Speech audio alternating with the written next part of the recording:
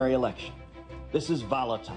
I think our best days are ahead. I want Texas to lead this country in getting back on the right track.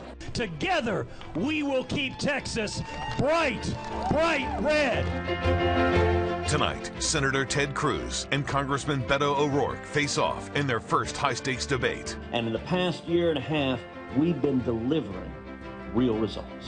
There are places that have been written off. There are people who have been taken for granted. From NBC5, the Dallas Morning News, and SMU.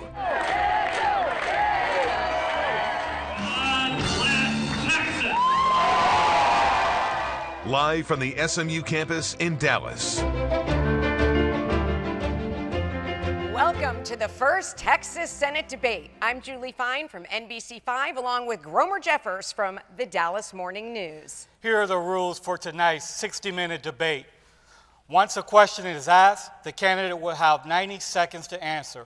His opponent will have 60 seconds for a response, and then the candidate will have another 30 seconds for rebuttal. We've asked the audience not to applaud or react during the debate. That is, except for now, as we welcome the candidates. Republican. Hold on. Wait a minute. Republican incumbent Ted Cruz. Representative Beto O'Rourke. Thank you very much. Thanks for having us out. And with that, gentlemen, let's begin. Congressman O'Rourke, you drew the first question, so we're going to start with you because you drew the first question. You said last week, Representative, that you want citizenship for dreamers today, and yet others who have applied to come to America continue to wait. Senator Cruz has said he doesn't support a path to citizenship for dreamers, which means they could be sent back to a country they've never known. Who's right, Representative? First of all, let me say thank you to NBC5, to the Dallas Morning News, to SMU, and the people of Dallas for having us here at this debate tonight. Let me thank Senator Ted Cruz for participating in this. I'm looking forward to the discussion. My wife, Amy, and I were in Booker, Texas. We've traveled to each one of the 254 counties, one of the reddest communities in the state, and we were surprised as we were going door to door to hear that the number one concern from people in that community was the fate of dreamers. There are nearly 200,000 in the state of Texas, and the salutatorian from Booker High School had just been deported back to his country of origin. And everyone there was concerned about his welfare, but they're also concerned about the fact that he'd just been sent back to a country whose language he didn't speak, where he no longer had family connections, where if he was successful against those long odds, he'd be successful there for that place and not here for Texas.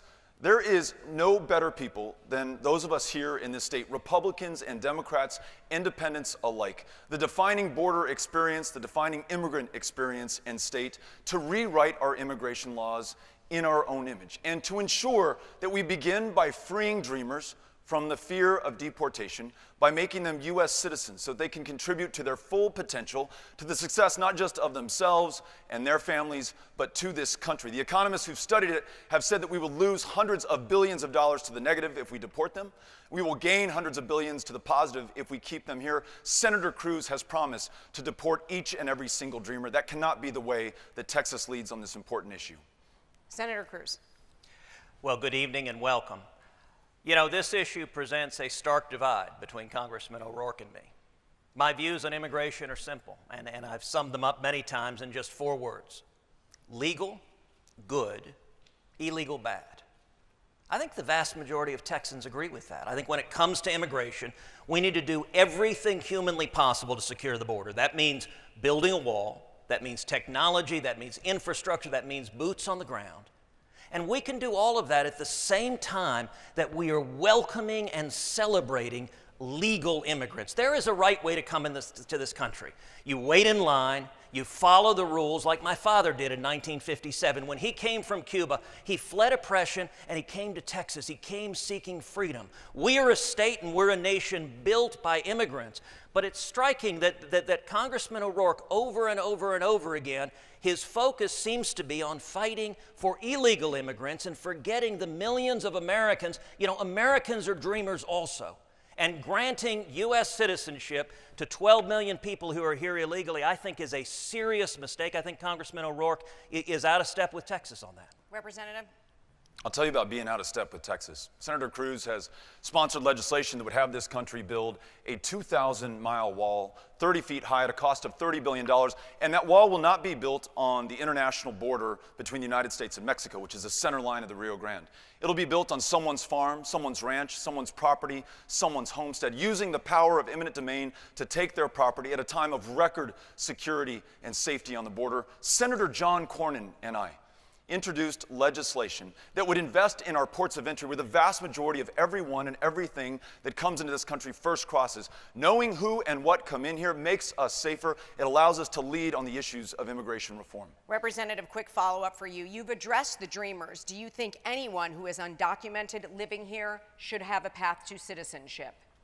There are millions of people in this country who are working the toughest jobs. And we were in Roscoe at a cotton gin with 24 jobs. Every single one of them worked by someone who came to this country. Not a person born in Roscoe or nearby Sweetwater willing to do that work. That's the story of Texas and of this country. We need to bring people out of the shadows, allow them to get right by law. And yes, there should be an earned path to citizenship. The alternative, as Senator Cruz has proposed, is to deport 11 million people from this country. Imagine the cost. Imagine the stain on our conscience going forward for the generations who look back at this moment. Representative, that's your time. Thank you. Senator Cruz, this question is to you. This month in Dallas, Officer Amber Geiger shot Botham Jean, a black man, in his own apartment.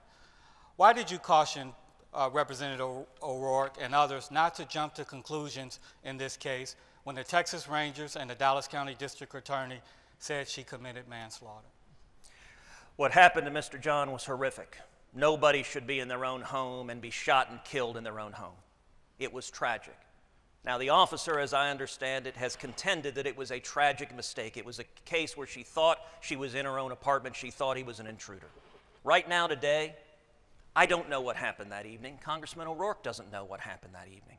But he immediately called for firing the officer. I think that's a mistake. Look, we have a criminal justice system that will determine what happened that night. If she violated the law, if she did that intentionally, she'll face the consequences. But without knowing the facts before a trial, before a jury's heard the evidence, Congressman O'Rourke is ready to convict her, ready to fire her. And I'll tell you, it's a troubling pattern.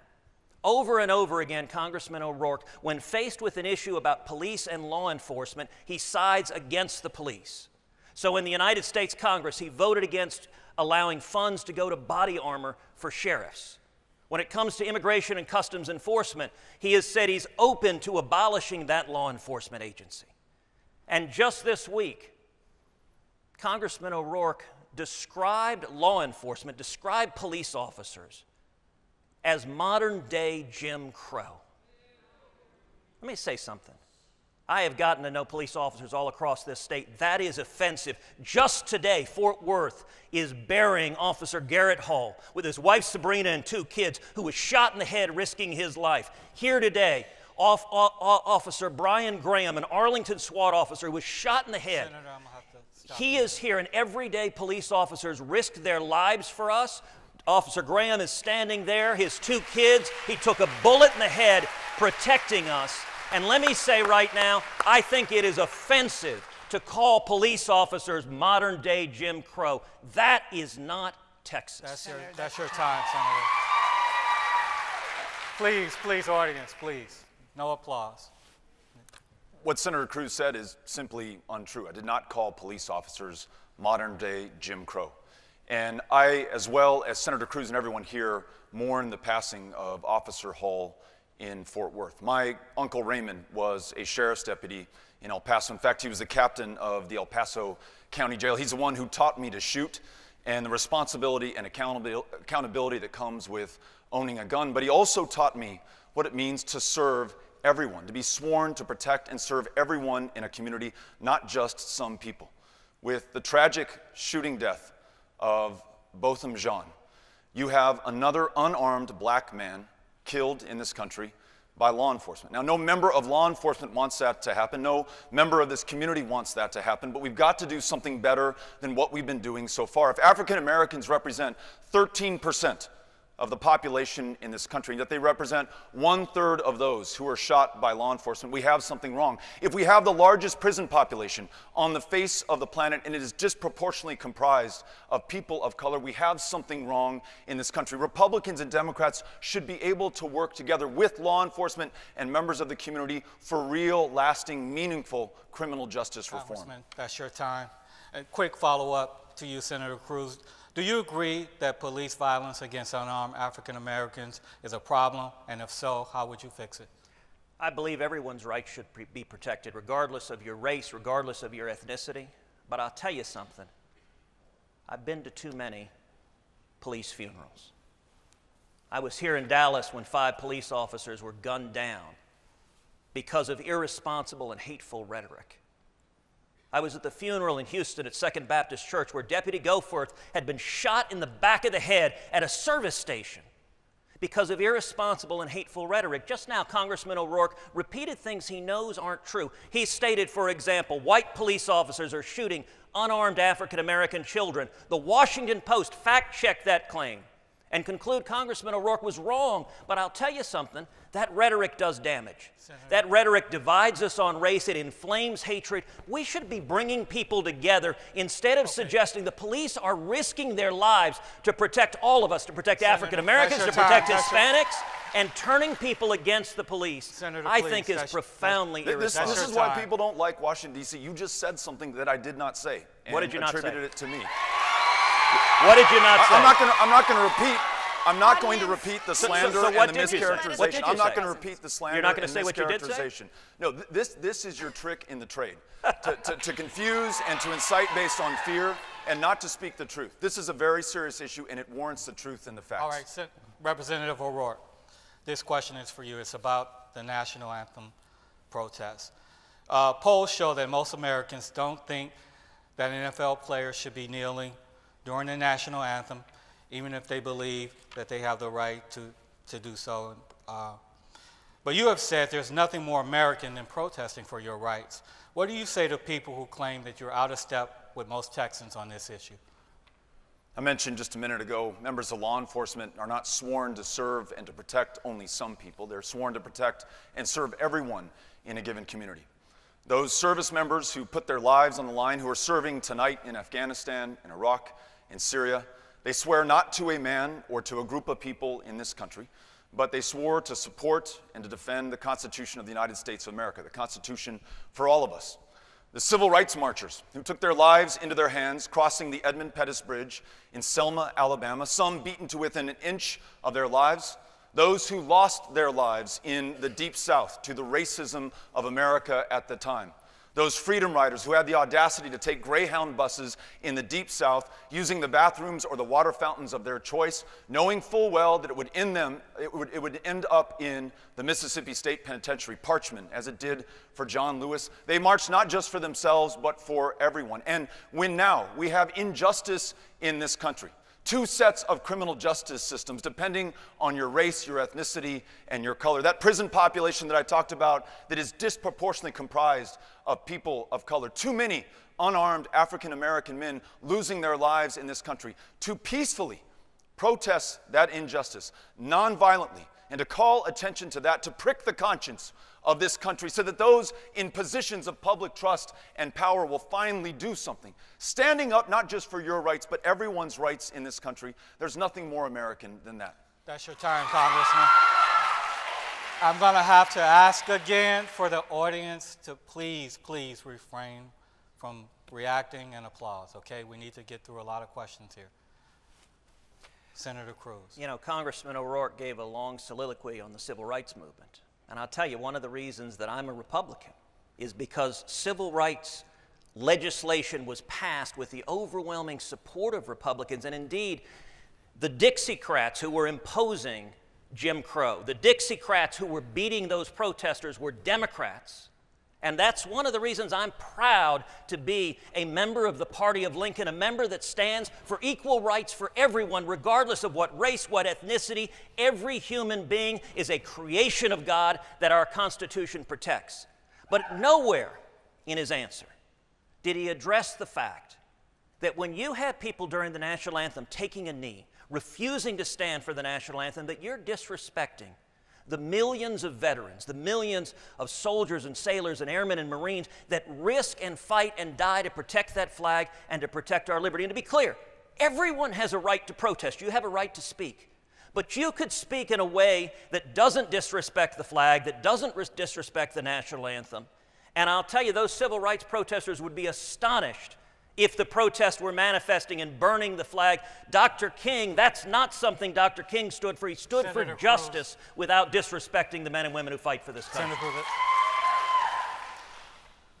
You heard Senator Cruz's answer. First of all, he again tried to mislead you by taking a peaceful protest during the national anthem to burning a flag. No one here, myself included, has suggested that anyone should be doing that. He also grounded his answer in partisanship, talking about the GOP being better than the Democrats. Listen, I could care less about either party at this moment. At this deeply divided, highly polarized time in our history, this moment calls for all of us, regardless of party or any other difference of race or sexual orientation, how many generations you've been here, or whether you just got here yesterday. We need to come together for this country that we love so much. And we're moving on here. The next question for Senator Cruz. Details are still being worked out, but Dr. Christine Blasey Ford may testify about her allegations of attempted sexual assault against Judge Brett Kavanaugh. Is there anything you could hear from her that could make you change your vote? Well, absolutely. And listen, I very much hope Dr. Ford comes next week and testifies before the Judiciary Committee. I publicly called for her to be given an opportunity to testify. I urged my colleagues. The allegations she's raised are serious, and they deserve to be treated with respect. And I hope that she comes and has a full opportunity to tell her story in a way that is respectful, but I also think Judge Kavanaugh deserves a full opportunity to defend himself and to let the American people listen and come to an assessment of what happened. We don't know right now, but we need to give them a full hearing. I will say, though, more broadly than this issue, whether it is Judge Kavanaugh, whether it is Neil Gorsuch, whether it is other Supreme Court nominees, reflects one of the many massive divides on policy and substance and record between me and Congressman O'Rourke. Congressman O'Rourke doesn't want Judge Kavanaugh confirmed. He said that before these allegations. He said that after these allegations. He didn't want Neil Gorsuch confirmed. Congressman O'Rourke agrees with Hillary Clinton. He wants liberal judicial activists on the court who will impose their particular policy view.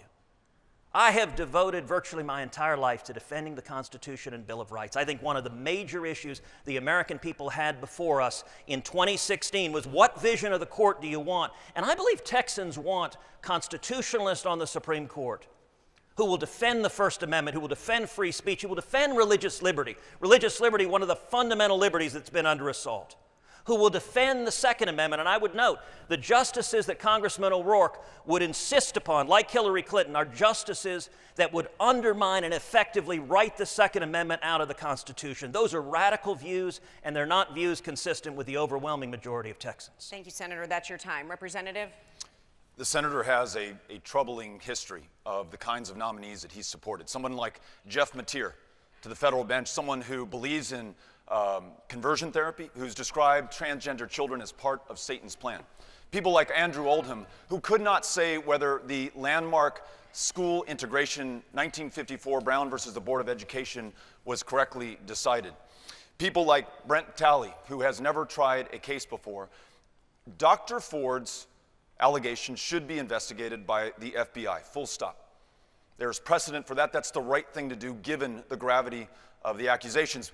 But the senator is right in this regard. Judge Kavanaugh does not meet the bar for Texas to serve on the Supreme Court in a state that is now 50th in voter turnout. Judge Kavanaugh has a troubling history on voter rights protections.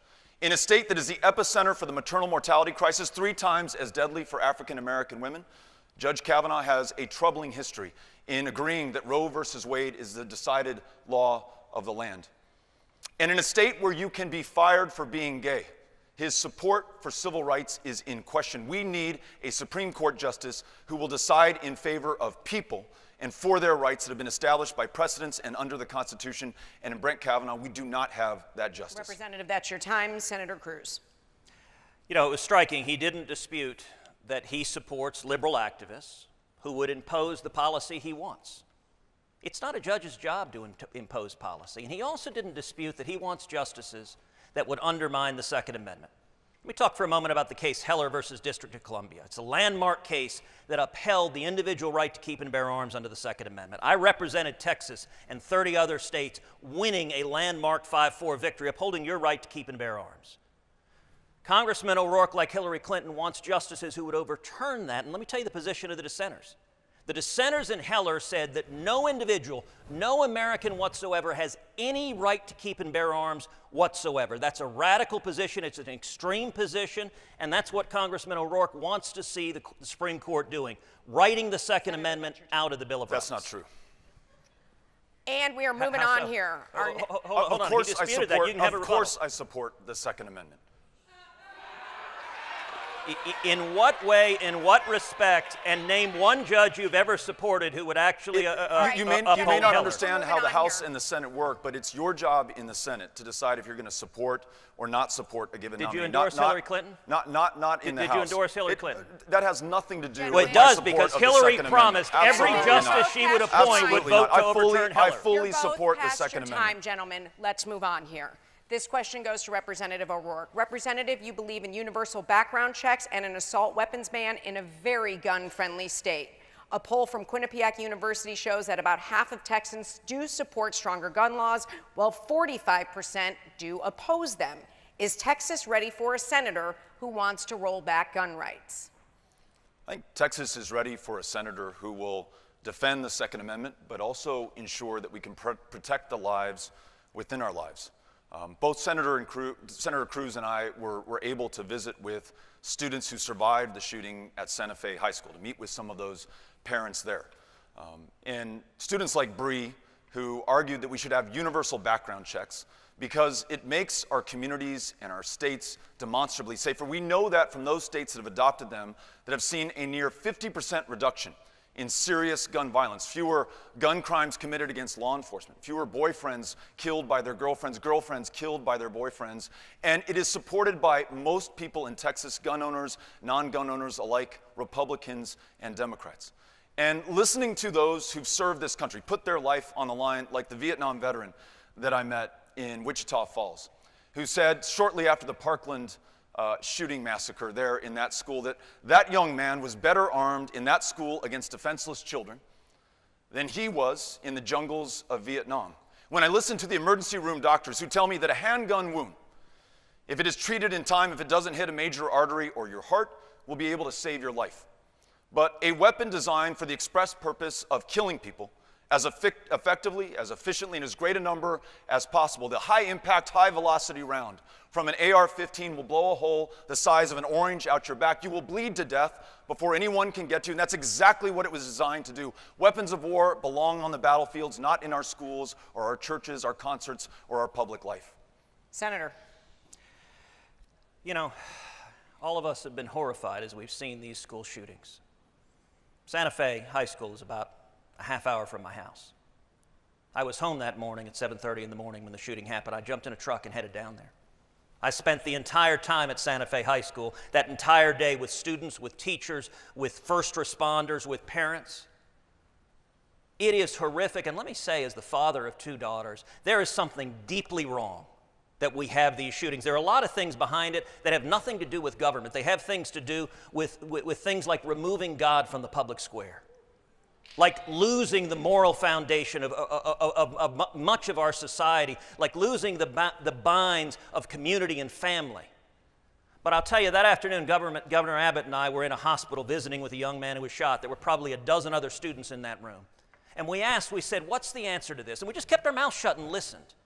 Every one of those dozen Santa Fe students who had just been in that shooting, they said, almost word for word, they said, gun control's not the answer. They said, you know what, if you take our guns, you're not going to make us any safer.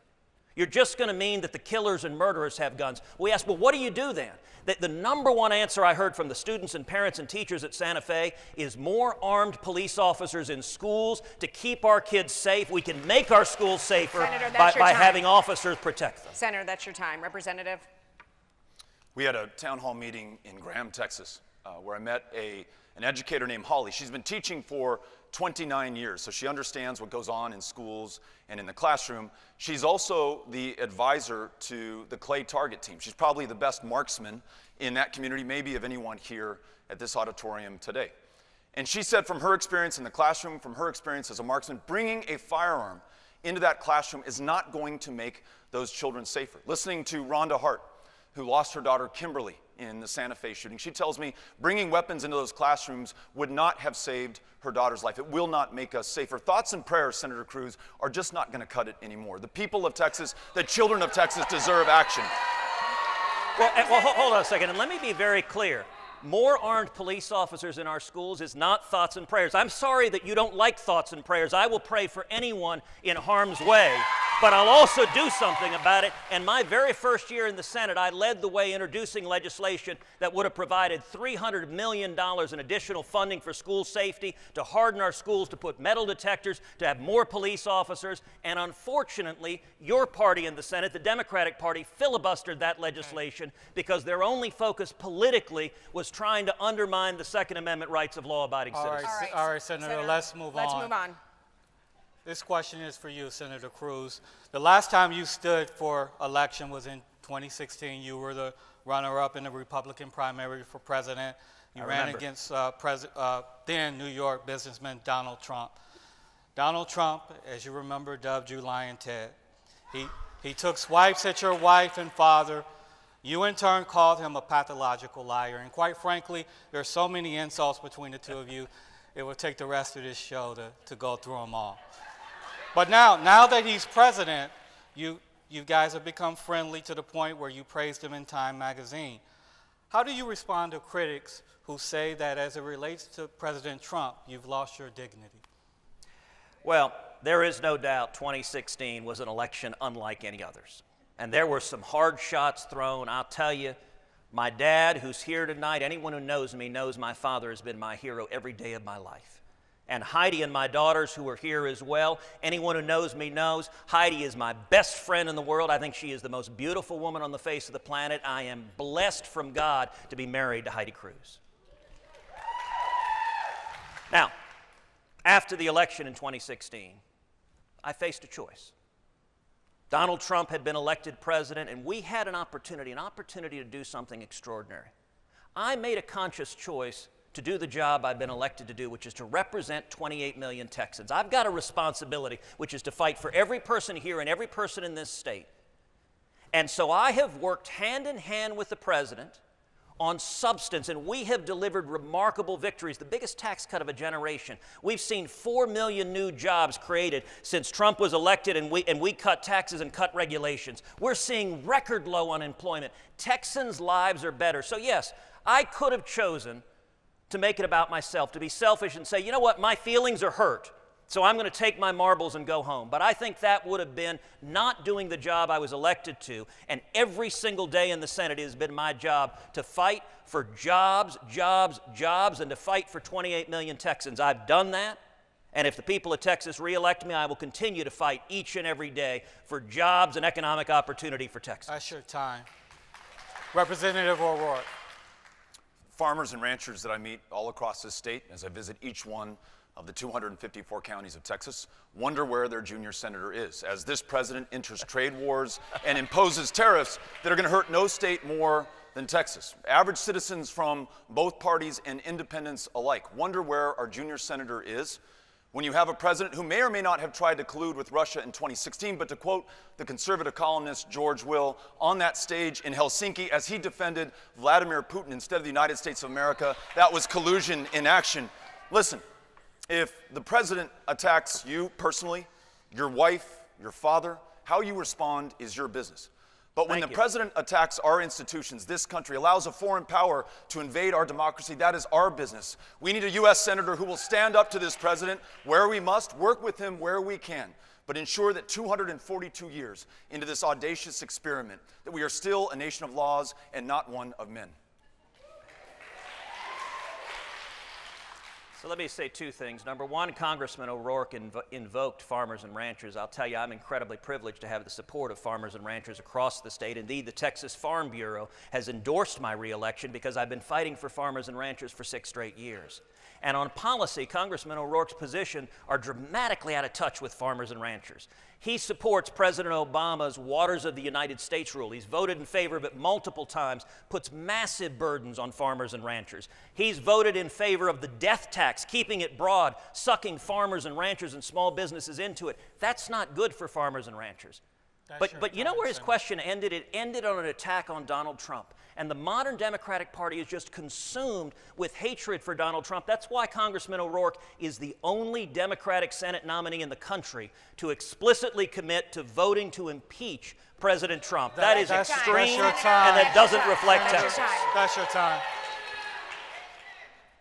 Representative O'Rourke, you have addressed your 1998 DWI arrest numerous times during your public career, but not this question. As the Houston Chronicle pointed out recently, a witness said in that accident that you tried to leave the scene of the accident. Did you, and should voters be concerned about this incident? Yeah. I did not try to leave the scene of the accident, though driving drunk, which I did, is a terrible mistake for which there is no excuse or justification or defense, and I will not try to provide one.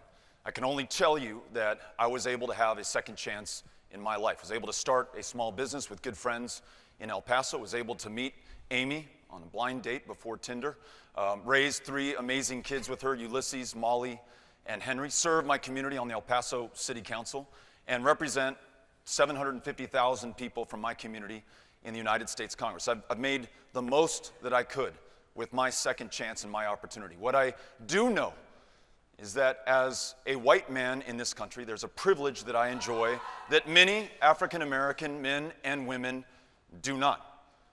They do not have that second chance. They're forced to check that box on an employment application form that makes it harder for them to get a job. They're ineligible for the Pell Grants that would allow them to attend SMU or TCU or any institution in this area. And their choices are narrowed, their options are constrained in their lives. Everyone deserves a second chance. And if my experience can contribute to an understanding that allows me to work with Republicans and Democrats alike on real and meaningful criminal justice reform, to ensure that everyone is able to live to their full potential and no one's mistake defines them for the rest of their lives, and that will be something good in whatever meaningful way it is that has come out of that terrible decision on my part. That's your time, Congressman. Senator?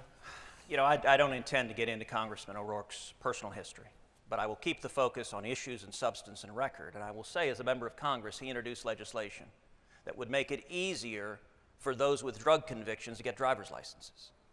I think that's a real mistake, and it's part of a pattern. There's a consistent pattern when it comes to drug use that in almost every single instance, Congressman O'Rourke supports more of it.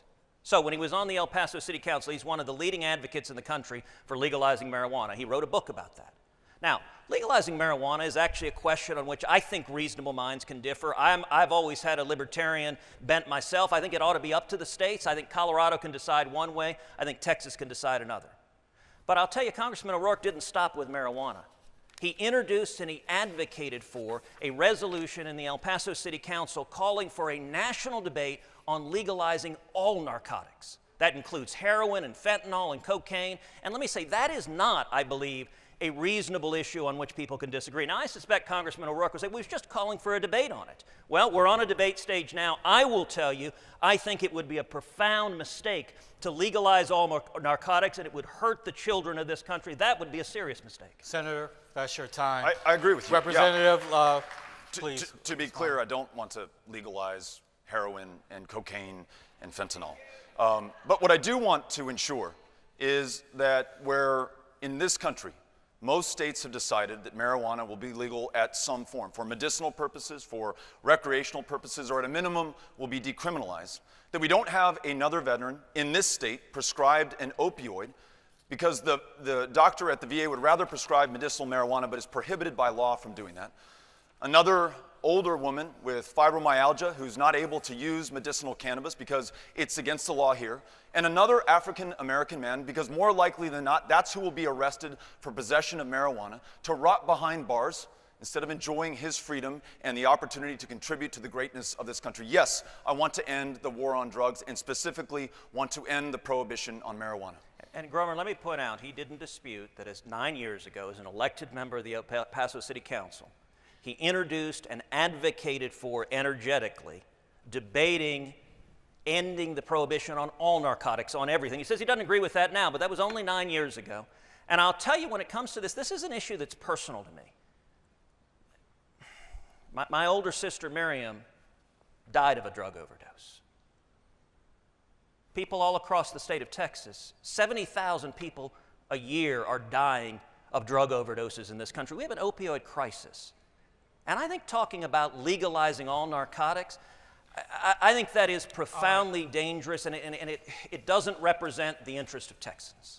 All right, Senator. That's your time. And Senator Cruz, you get the next question. You fought for the repeal of the Affordable Care Act, but Texas has the highest rate of uninsured people in the nation, and more than 1 million residents signed up through the federal marketplace this year. How do you propose addressing the health care needs of Texans? I believe Obamacare has hurt millions of Texans.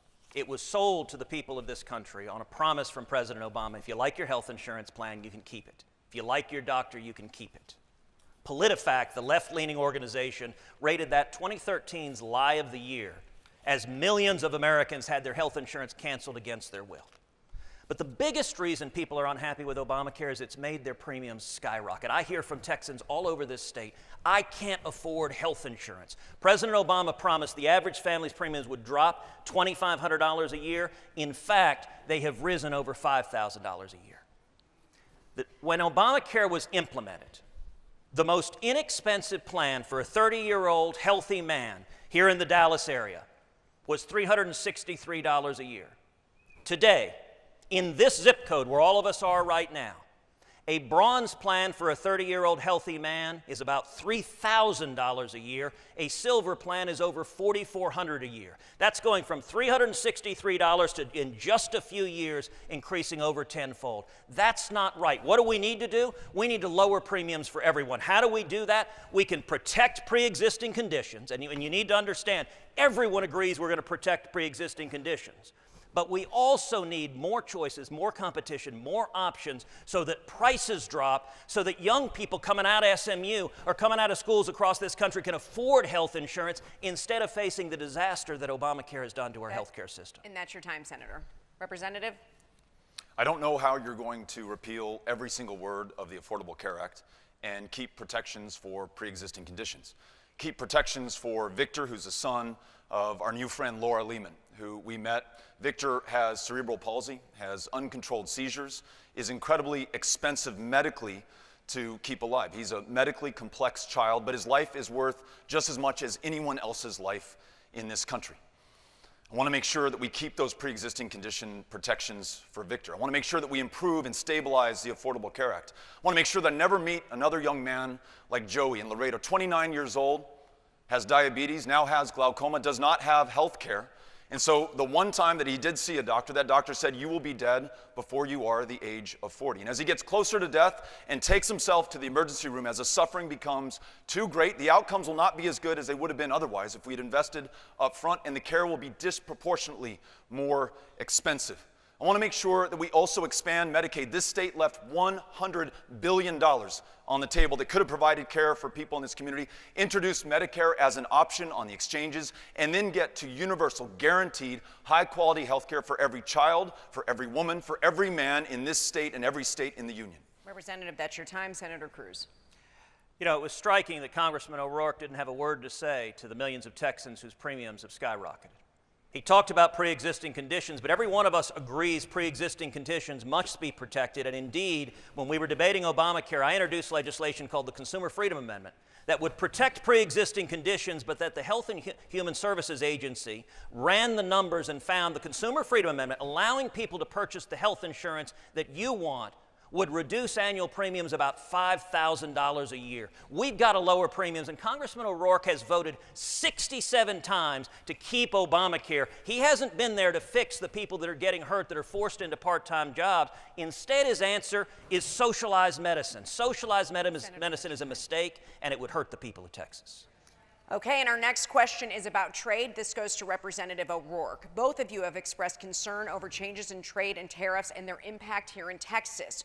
What could you realistically do to rein in President Trump on trade? Why should voters believe that you would be more successful getting him to change course than Senator Cruz, who actually has a working relationship with him? Understand the impacts of this firsthand in El Paso, the community I represent, where we're raising our children, a trading community. One out of every 4 jobs is connected to U.S.-Mexico trade in our community. I understand it from listening to the people of Texas. Unlike the senator, I've shown up to every single county in the state.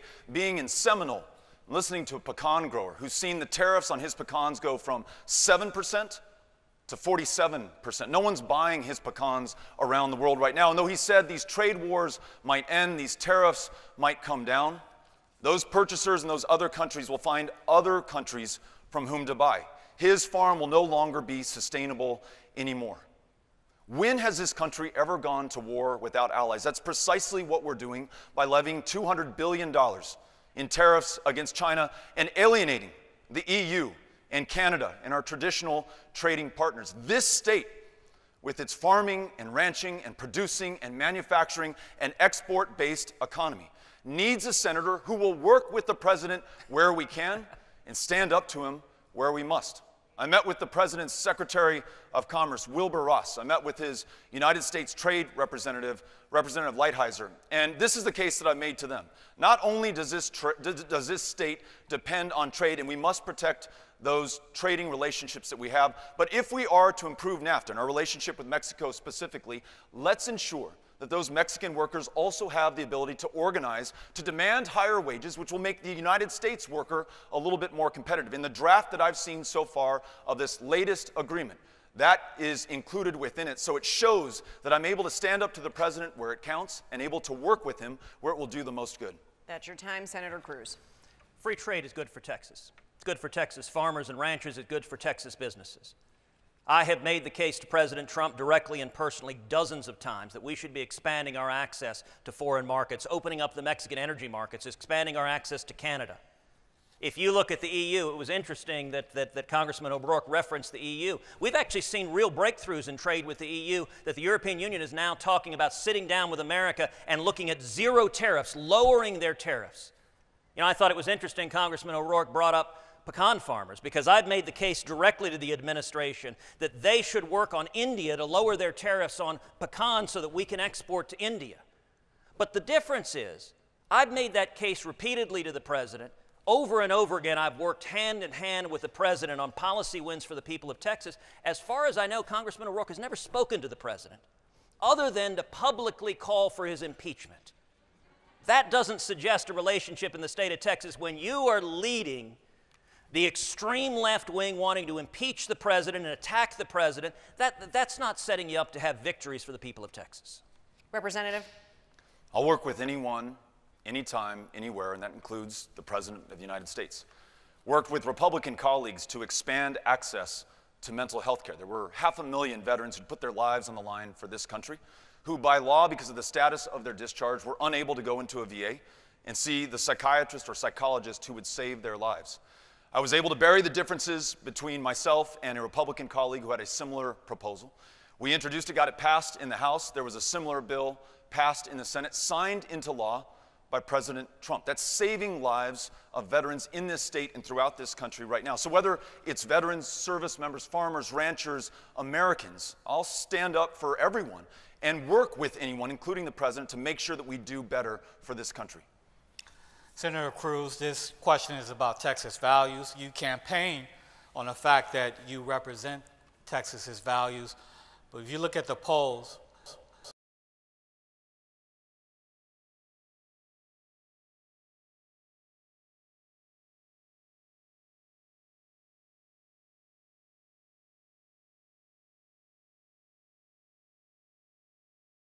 day for lower taxes, lower regulations, and more jobs.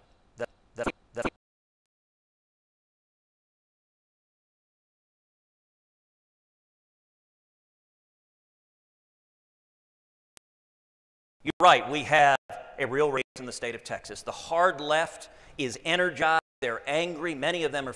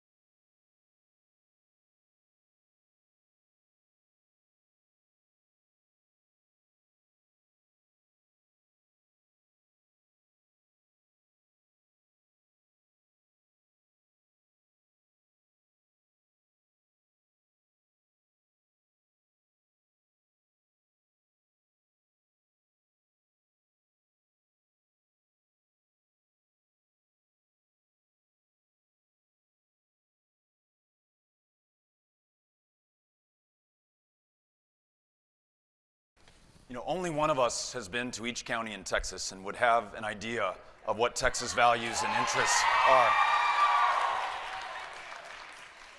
Within months of being sworn to serve as your senator, Ted Cruz was not in Texas, he was in Iowa. He visited every single one of the 99 counties of Iowa. He went to New Hampshire, he went to South Carolina, he went to the Republican presidential primary states instead of being here. He shut down your government for 16 days in 2013 because too many people were getting too much health care in the United States of America.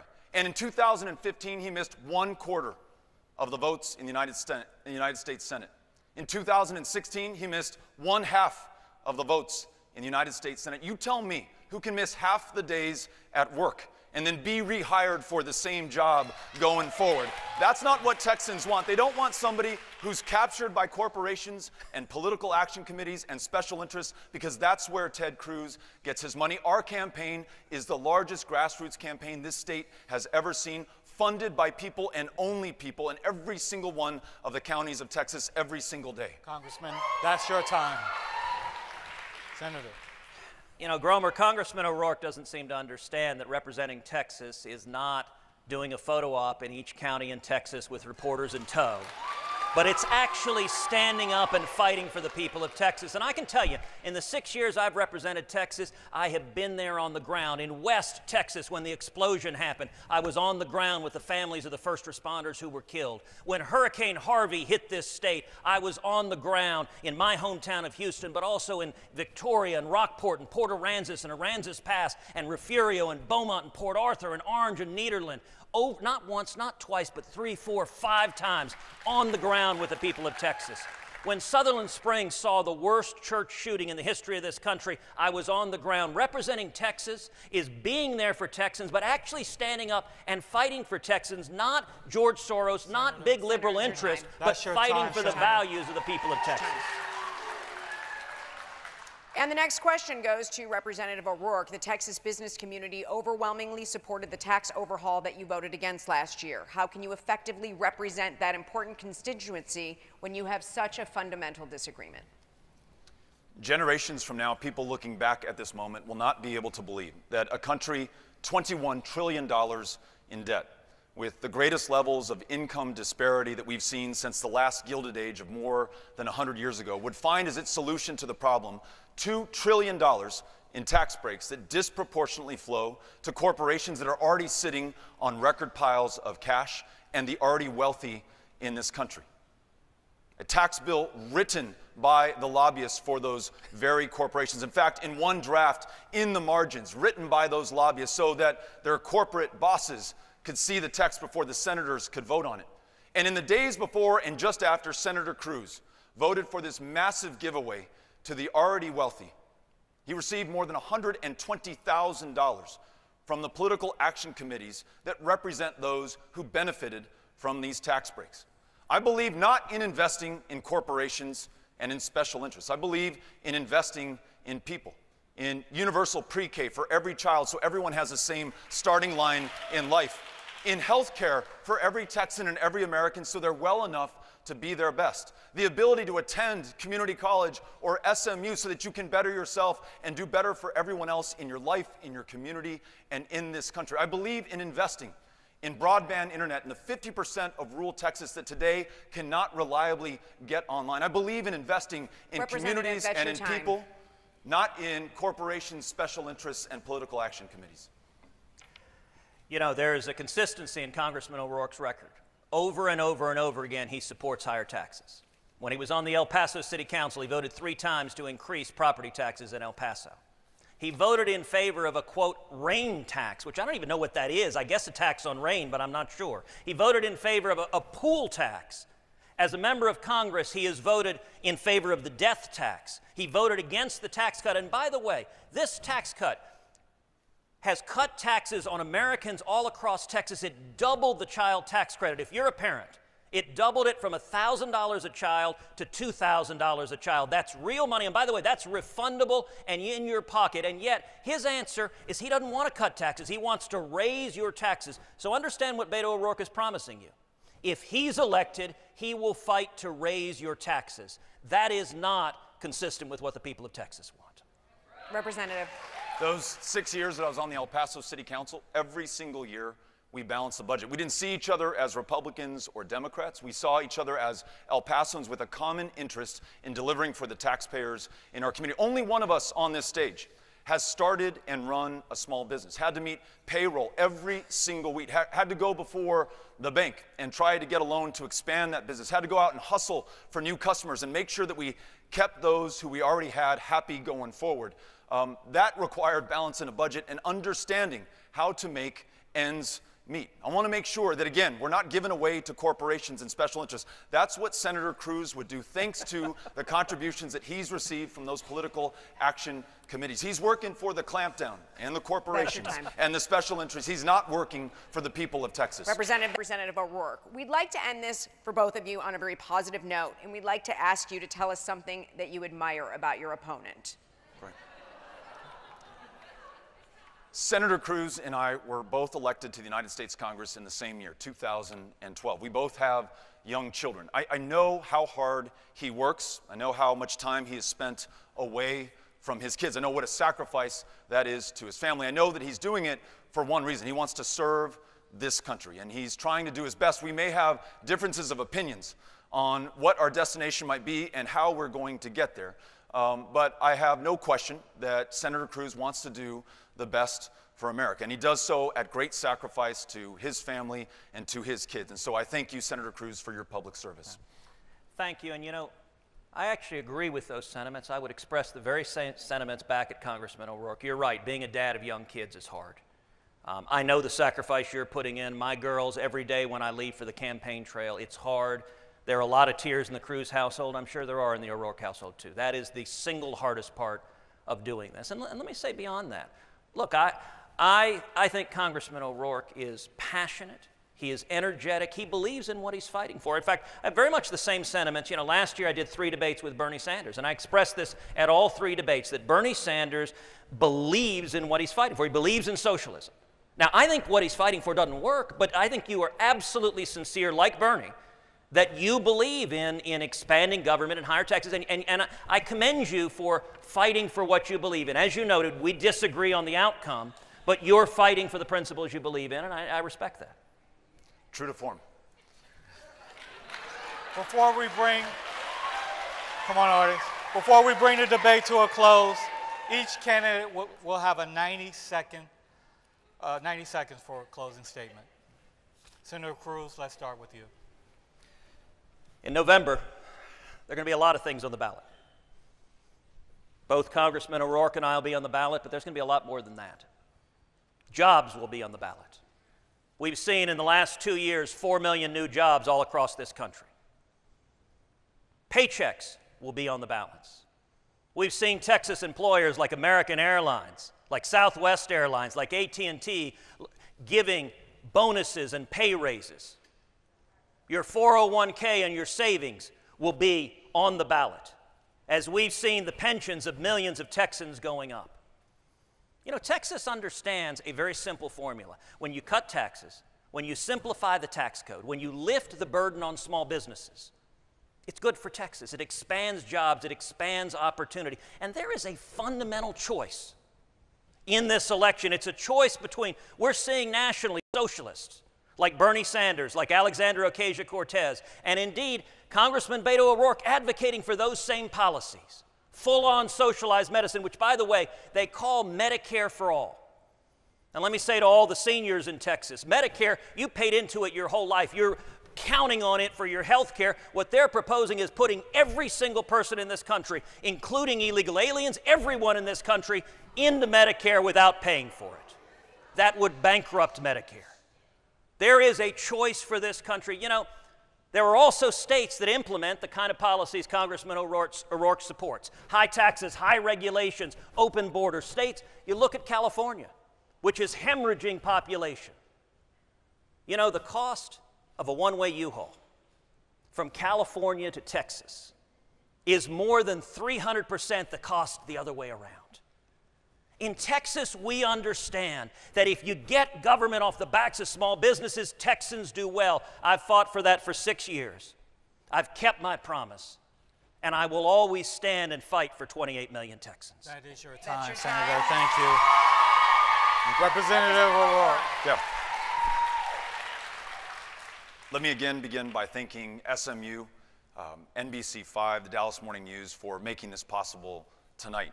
Let me thank everyone here and everyone who's watching right now who has invited me to your communities, who has invited me into your homes, who's invited me into your lives, into your hopes and your dreams, and the very high expectations that we are together setting right now for this country. At this deeply divided, highly polarized moment, you have reminded me that before we are Republicans or Democrats or independents, we are Texans, we are Americans, we are human beings, and we're going to start acting that way.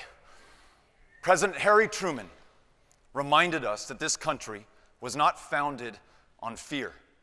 Instead, we are founded on courage, on imagination, and an unstoppable determination to do the job at hand. I've never heard a better description than that one for the people of Texas that I've met in each one of the 254 counties. We are not running against anyone. We're not running against anything. We're not running against another political party. We are running for this country, by and for each and every single one of us. We are going to use the challenges that we face, being the least insured state in the country, where the #1 provider of mental health care services is the county jail system today, to a state that leads the way to ensuring everyone is well enough to live to their full potential. A state where 50% of the teachers are working a second or a third job just to make ends meet instead of being able to focus on those children before them. We're going to lead the way in having their backs and making sure that we don't privatize public education money and send it to a private school. Whatever the challenge is, I know that we are up to the task, and I want to thank you for inspiring me, giving me confidence, giving me hope, encouraging me like no time in my life. I am grateful. Thank you. Thank you, Representative. And that concludes tonight's Senate debate. We'd like to thank both of our candidates, our audience, and SMU for hosting tonight. Some important dates to keep in mind. The last day to register to vote is October 9th. Early voting is open from October 22nd to November 2nd. Election day, November 6th. Thank you and good night.